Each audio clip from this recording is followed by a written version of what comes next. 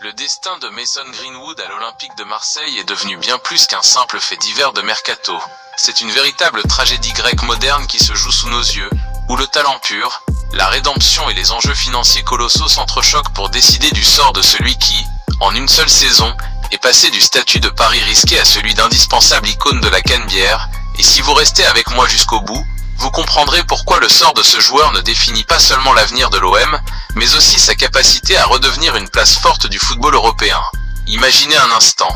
Il y a 2 ans, Greenwood était un joueur banni des radars, une carrière en plein naufrage après les tempêtes judiciaires traversées à Manchester United, une trajectoire brisée qui semblait irrécupérable et pourtant, c'est bien à Marseille qu'il a trouvé le terreau fertile pour une renaissance spectaculaire. Aujourd'hui, avec des statistiques qui donnent le tournis, 26 buts et 11 passes décisives en 45 apparitions,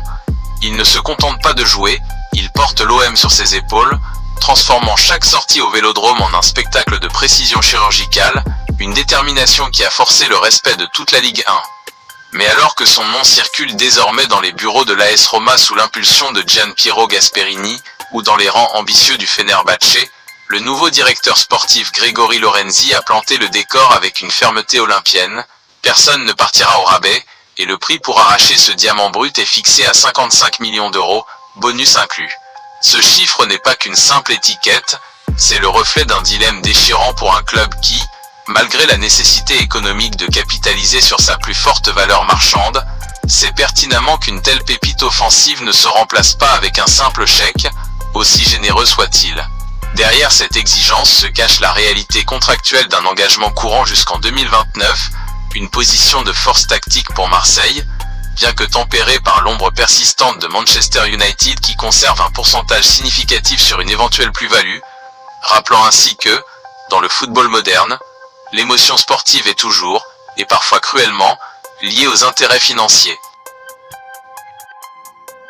Ce transfert potentiel est le test ultime pour la direction marseillaise. Doivent-ils privilégier la stabilité d'un projet sportif patiemment bâti autour d'un joueur qui a conquis le cœur des supporters par son abnégation totale? Ou céder aux sirènes des millions d'euros pour assainir les comptes et anticiper les besoins futurs, quitte à risquer de perdre l'âme offensive qui a fait vibrer les tribunes tout au long de la saison? L'OM ne compte pas brader celui qui a été son fer de lance, et cette intransigeance témoigne d'une nouvelle ère où Marseille refuse de subir le marché, préférant dicter ses conditions.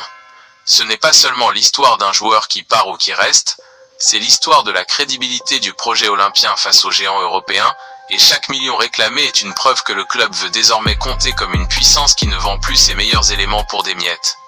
Nous sommes à un tournant critique, où chaque déclaration de Lorenzi, chaque rumeur de presse, chaque murmure de couloir entre les agents et les présidents, dessine le futur visage de l'OM. Alors que le feuilleton ne fait que débuter, et que les prétendants italiens commencent déjà à s'essouffler devant la fermeté des dirigeants marseillais, la tension est palpable et le suspense à son comble. On parle ici d'un joueur qui, malgré son passé, a su s'imposer par son professionnalisme irréprochable et sa soif de victoire, devenant le visage d'une attaque marseillaise qui a su retrouver ses couleurs. Si le départ de Greenwood se concrétise, cela marquera la fin d'un cycle intense et le début d'une quête de remplacement qui s'annonce périlleuse, car trouver un joueur capable d'afficher de telles statistiques tout en s'adaptant à la pression unique du Vélodrome est une tâche monumentale. Mais au-delà des chiffres, au-delà des clauses et des pourcentages, il y a le lien indéfectible avec le public, ce 12e homme qui ne pardonne pas facilement la perte de ses héros. Alors face à cette situation qui place Marseille au centre de toutes les attentions, une question fondamentale, presque existentielle pour le club, demeure pour vous. Au-delà des considérations financières et de la stratégie de mercato, le Vélodrome, après avoir chéri ce joyau revenu de l'enfer, est-il réellement prêt à le voir s'envoler sous d'autres cieux, ou l'attachement est-il devenu si viscéral que même 55 millions d'euros ne sauraient apaiser la douleur d'un tel départ? Si ce feuilleton marseillais tient en haleine toute la Ligue 1, il ne doit pas occulter la réussite éclatante d'un autre artilleur qui, lui, a choisi de bâtir son avenir sur la durée dans l'ouest de la France. Alors que l'OM s'interroge sur le sort de son joyau, le Stade Rennais, de son côté, s'assure de cadenasser le sien pour éviter toute tentation. Un an après son arrivée en terre bretonne, Esteban Le Paul a littéralement conquis les cœurs et les statistiques, bouclant une saison 2025 à 2026 historique avec le titre honorifique de meilleur buteur du championnat, fort de ses 21 réalisations. Un accomplissement majuscule qui n'avait plus été atteint par un Rennais depuis un certain Alexander Frey en 2004. L'attaquant de 26 ans, dont l'efficacité clinique a marqué les esprits, a prouvé qu'il était bien plus qu'une simple recrue, devenant le fer de lance d'un club qui retrouvera la scène européenne la saison prochaine. Consciente de la valeur inestimable de son buteur, la direction rennaise a agi avec célérité pour sécuriser son avenir, actant une prolongation de contrat jusqu'en 2030, une preuve de confiance absolue qui place désormais Le Pôle dans le top 3 des salaires les plus élevés de l'effectif breton. Cette revalorisation est une reconnaissance de son travail et une promesse faite aux joueurs.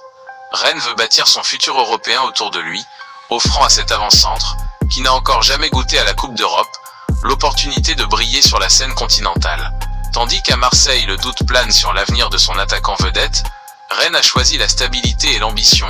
misant tout sur la continuité pour transformer cette belle saison en une épopée européenne durable.